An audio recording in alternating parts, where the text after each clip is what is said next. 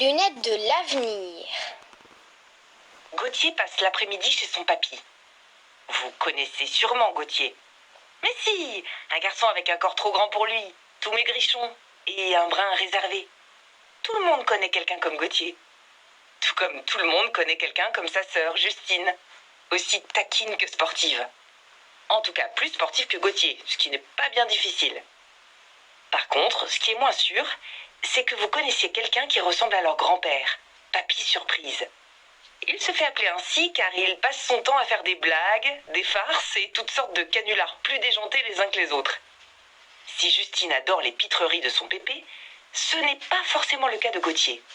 Vite apeuré et sursautant à la moindre occasion, le garçon préfère le calme et la tranquillité. Et ça tombe bien, car c'est exactement ce que lui offre le grenier de Papy Surprise. L'immense pièce, véritable congélateur en hiver et vrai four à pizza en été, est recouverte de poussière. Mais surtout, et c'est ce que Gauthier aime par-dessus tout, elle est remplie d'objets étranges. Des bidules si anciens que Gauthier est incapable de leur donner un âge. Des machins trop biscornus pour qu'on devine leur usage. Des trucs tellement bizarres qu'on se demande s'ils ne viennent pas d'une autre planète. Depuis qu'il s'est crapahuté, Gauthier monte ici. Et toutes les semaines, il découvre de nouvelles vieilleries. Comme cette grosse malle en cuir cachée sous un drap et fermée par un cadenas massif. Un cadenas si rongé par la rouille qu'il s'évanouit en poussière rousse dès que le garçon le touche. En sa qualité d'archéologue des débarras, Gauthier se doit d'inspecter le contenu de sa trouvaille. Il y a peut-être un trésor là-dedans, ou alors un jouet incroyablement fou, ou peut-être un animal qui parle et qui deviendra mon meilleur ami. Avec la méfiance qui le caractérise, le garçon soulève le couvercle et tombe sur un tas de briques et de brocs aussi anciens qu'inutiles. Comme par hasard. Sous ses yeux, entassés pêle-mêle, des stylos vides côtoient des cahiers déchirés. Des tasses émaillées accueillent des pinces à linge cassées. Des photos blanchies par le temps recouvrent même une vieille paire de lunettes, des binocles toutes tordues aux carreaux couverts de crasse. Curieux de voir à quoi il ressemblerait avec ses antiquités sur le nez, Gauthier se plante devant le miroir fêlé entreposé derrière lui et les enfile. C'est ce moment que choisit sa sœur pour surgir. Surpris, Gauthier ôte précipitamment les lorgnons pour échapper aux moqueries de Justine. Mais quand il relève la tête, elle a disparu. Comme si elle n'était jamais entrée. Étonnant, vous ne trouvez pas? Du moins, c'est ce que pense Gauthier. Mais le garçon n'a pas le temps d'y réfléchir davantage.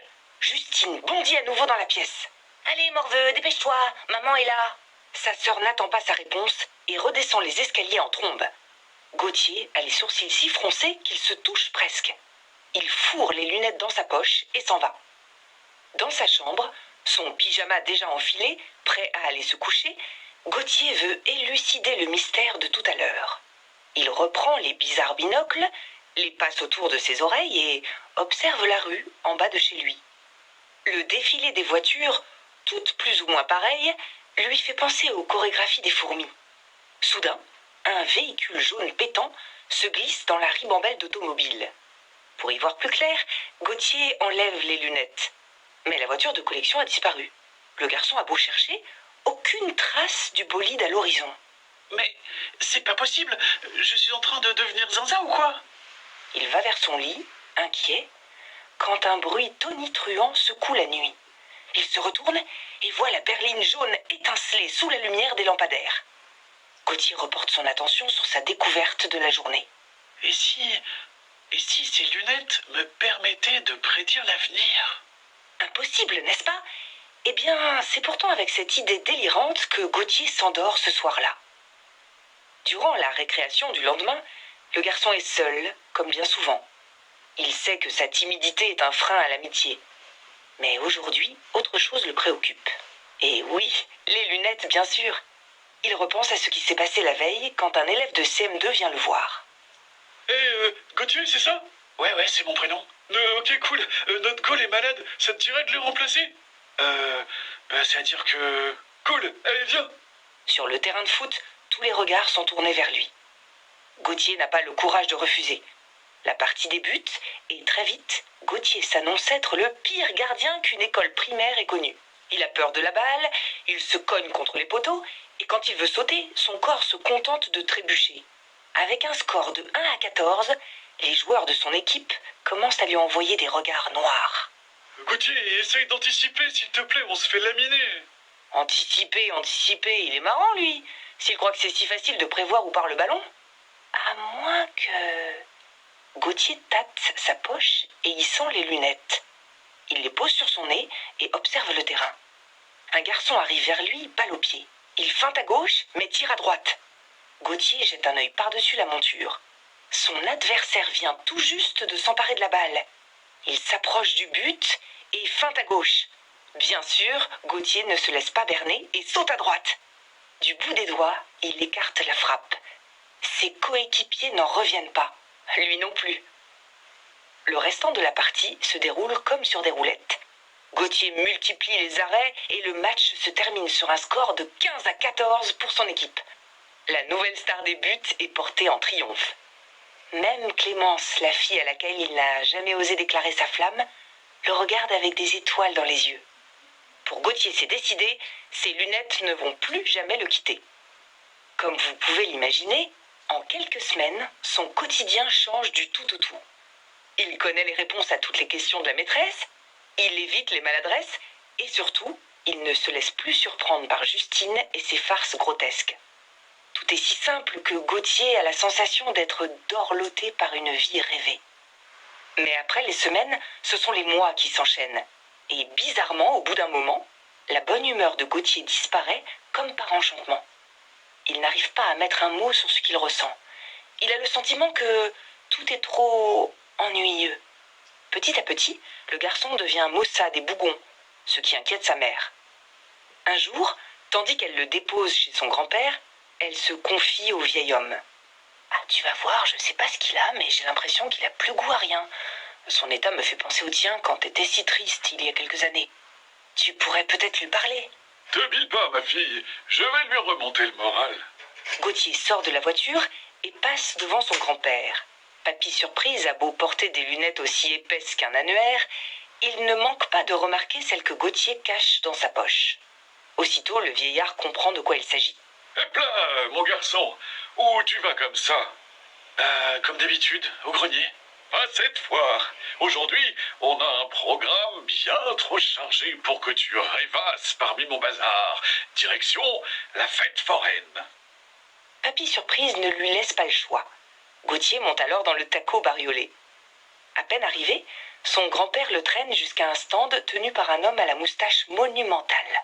Tu vas voir, c'est très simple.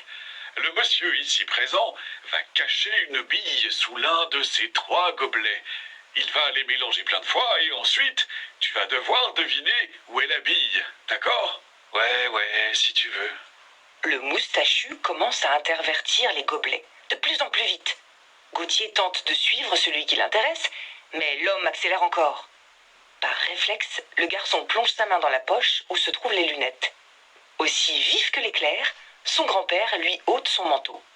Il fait chaud. Tu seras bien mieux sans ça. Pris au dépourvu et le regard fixé sur le jeu, Gauthier ne réagit pas. Le moustachu s'arrête. Alors, Gauthier, tu sais où se trouve la balle ? Hésitant, comme ça fait longtemps qu'il n'avait pas hésité, Gauthier désigne le gobelet de droite. Le gérant le soulève. Yes ! Bravo, fiston, t'es un crack. Gauthier éprouve une fierté qu'il avait oubliée. Son grand-père lui attrape la main et l'entraîne dans le train fantôme. Zombies, démons et loups-garous surgissent de partout. Gauthier est terrorisé. S'il est surpris une fois encore, son cœur va lâcher. Vite, il a besoin de savoir ce qui va se passer. Il sort les lunettes de sa poche, mais Papy Surprise réagit au quart de tour. Attends, je vais t'aider à les mettre. Malheureusement, en voulant les prendre, le vieux maladroit les fait tomber du train. Par chance, un vampire resté derrière les ramasse. Je vous le rends à la fin. Pelotonné contre son papy, Gauthier frissonne. De ce genre de frisson qui, quand on y prête attention, procure bonheur et amusement. À la sortie, le vampire lui tend ses lunettes en lui décochant un sourire effrayant. Ça te dirait d'aller voir un film maintenant. Il y a le dernier Mission Super Pouvoir qui passe. Ah oui, c'est mon dessin animé préféré. Dans la salle, Le suspense est à son comble. Les héros sont pris au piège par le terrible docteur Mortel et ils ne savent pas comment s'en tirer. Gauthier attrape ses binocles et les pose sur son nez. Mais il ne voit rien. Quand il les retire pour comprendre ce qui cloche, il remarque qu'il s'agit de bêtes lunettes de soleil. À côté de lui, Papy Surprise se retient d'éclater de rire. Gauthier commence à y voir clair dans le jeu de son grand-père. À la fin de la séance, le garçon veut lui demander où son trésor est caché. Mais dans sa précipitation, il bouscule une fille de son âge. Oh, Clémence! Mais si, Clémence! Son amoureuse secrète. Je suis désolé, Ah, t'as été voir Mission Super Pouvoir? Oui. Oh, t'as vu la scène avec Docteur Mortel? C'était fou! Carrément. Je savais pas comment ils allaient faire. On en reparle demain à l'école? Ah bah... oui, d'accord. La fillette lui fait un sourire à tomber par terre et s'en va. Des papillons plein le ventre, Gauthier se laisse porter jusqu'à la maison de son pépé. Alors cette journée, qu'en as-tu pensé? Gauthier se remémore l'excitation, les frissons et la joie. C'était la meilleure journée que j'ai passée depuis bien longtemps. Délicatement, le vieil homme pose les lunettes de l'avenir sur la table. Gauthier veut parler, mais la sonnette l'en empêche. Ce doit être ta maman. Je vais lui ouvrir. En attendant, tu peux penser à ce que tu vas faire de ça. Quelques minutes plus tard, Gauthier embrasse son grand-père et grimpe dans la voiture de sa mère. Cachée dans le coffre, Justine bondit derrière lui. Le garçon hurle de peur, puis éclate de rire. Papy Surprise les regarde s'éloigner avant de gravir les marches menant à son grenier. Il cherche l'ancienne malle de cuir et soulève le couvercle. Parmi tout un tas de babioles, les lunettes ont retrouvé leur place. J'espère que vous avez aimé cette histoire. C'était Titou. Abonnez-vous et mettez un pouce bleu. Ciao!